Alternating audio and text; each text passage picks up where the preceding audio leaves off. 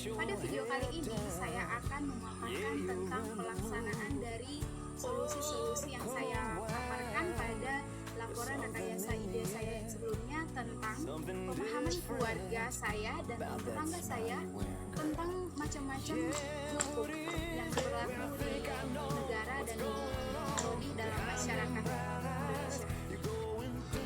Sebelum lanjut ke pembahasan tersebut, saya ingin mengajak teman-teman untuk mengetahui apa itu hukum dan seperti apa sih macam-macam hukum itu.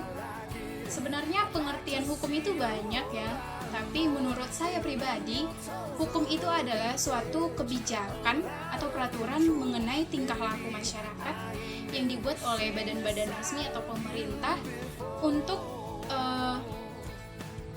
diikuti atau ditaati oleh semua orang demi kesejahteraan masyarakat itu sendiri. Dan apabila hukum itu dilanggar, maka orang yang melanggar itu akan dikenakan sanksi. Nah, itulah hukum. Macam-macam hukum itu ada 5. Yang pertama ada hukum perdata. Hukum perdata ini juga disebut dengan hukum privat.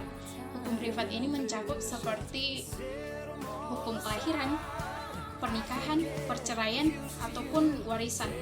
Nah, yang kedua ada hukum pidana. Hukum pidana ini hukum yang berkaitan dengan perilaku manusia itu sendiri, masyarakat itu sendiri. Hukum pidana ini seperti hukum kurung, hukum mati, dan hukum denda. Yang ketiga itu ada hukum tata negara. Hukum tata negara ini adalah hukum yang berkaitan langsung dengan lembaga-lembaga negara kita. Yang keempat ada hukum Islam.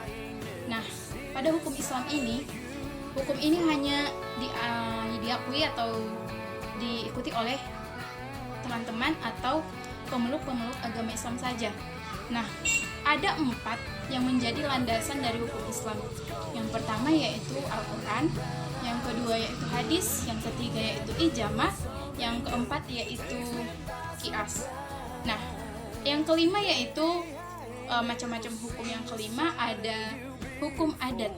Nah, seperti kita ketahui bersama, hukum adat ini adalah hukum yang tidak tertulis, tapi sejak zaman dahulu sudah ada dan bersifat elastis dan mengikuti perkembangan zaman. Nah, sebelum lanjut ke pembahasan mengenai pelaksanaan dari solusi-solusi yang saya tawarkan pada laporan rekayasa ide saya sebelumnya, saya ingin mengulas kembali laporan riset saya, di mana laporan riset tersebut menyimpulkan bahwa pemahaman keluarga saya dan masyarakat sekitar saya tentang macam-macam hukum itu belum maksimal adanya atau bisa dikatakan minimal. Nah, adapun faktor yang menyebabkan masyarakat itu sukar memahami penggolongan hukum itu yaitu yang pertama faktor internal. Faktor internal ini adalah faktor yang berasal dari dalam diri masyarakat itu sendiri. Bisa berupa pertambahan penduduk, bisa berupa penemuan baru, atau mungkin terjadinya revolusi. Nah, yang kedua yaitu adanya faktor eksternal atau faktor yang berasal dari luar diri masyarakat itu sendiri. Bisa seperti berupa sebab-sebab lingkungan fisik, bisa seperti pengaruh-pengaruh kebudayaan luar, perang, dan sebagainya. Nah, sebenarnya masyarakat itu sudah memiliki pendidikan lapisan yang tinggi, yang lebih maju. Tetapi ada sifat egois dalam diri masyarakat itu, sehingga dengan sifat itu, masyarakat itu merasa dirinya lebih mengerti apa sih itu hukum, apa sih itu macam-macam hukum, ia lebih mengerti. Sehingga ia sukar menerima masukan-masukan. Ia juga cenderung lupa apa sih itu hukum, seperti apa sih macam-macam hukum. Karena itu tadi, karena sifat egois yang merajalela dalam diri masyarakat itu. Nah, penggunaan dan pemahaman masyarakat mengenai hukum dan penggolongannya itu kan masih belum maksimal adanya, masih minim, sehingga ini yang menjadi fenomena saya pada laporan riset saya.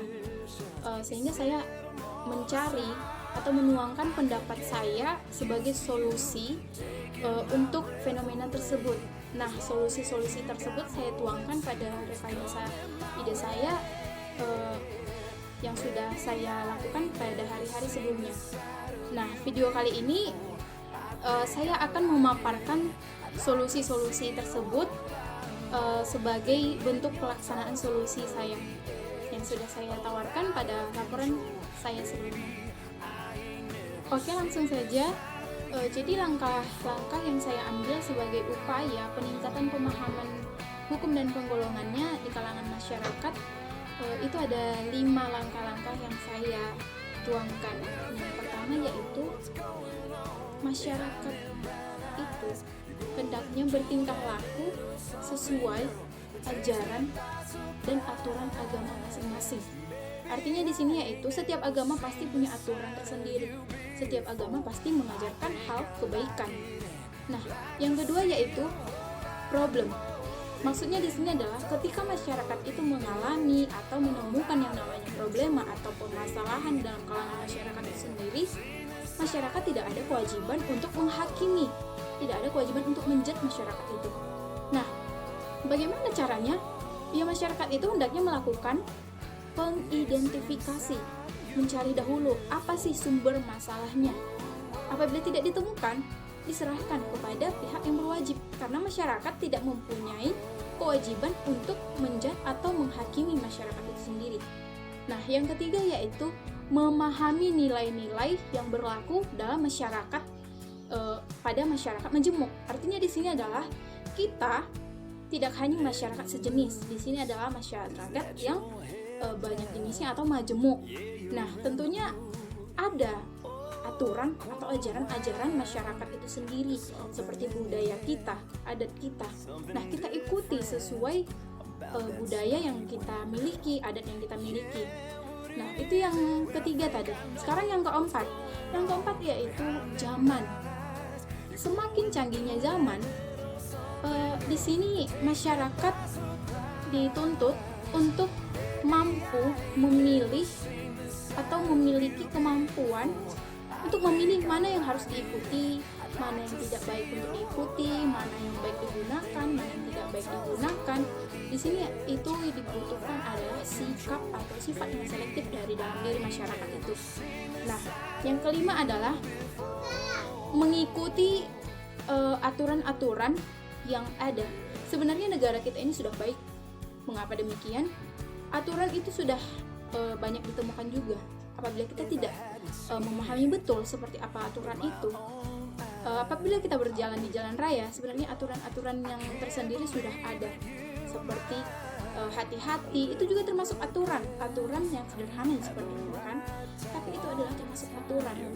Dengan itu kita mengikuti sebuah aturan itu, artinya kita sudah tahu apa yang harus terjadi sama kita. Misalnya yang dimaksud di sini adalah sebab akibat. Apabila kita mengikuti aturan itu, ada hasil yang kita terima.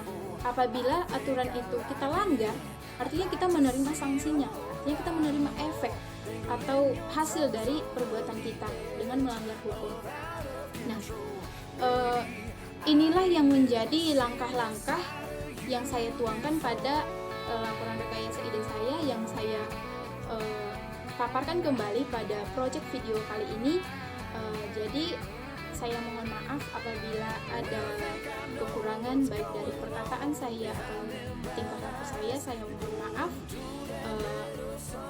Akhir kata saya mengucapkan semoga video ini bermanfaat bagi kita semua, dan saya mengucapkan terima kasih kepada Bapak dosen pengampu Bapak Arif Wahyudi SHMH, dan kepada teman-teman yang senantiasa mendukung saya, yang senantiasa memberi saya semangat untuk melaksanakan tugas-tugas KKNI dari kampus saya. Untuk itu saya mengucapkan terima kasih dan sampai jumpa.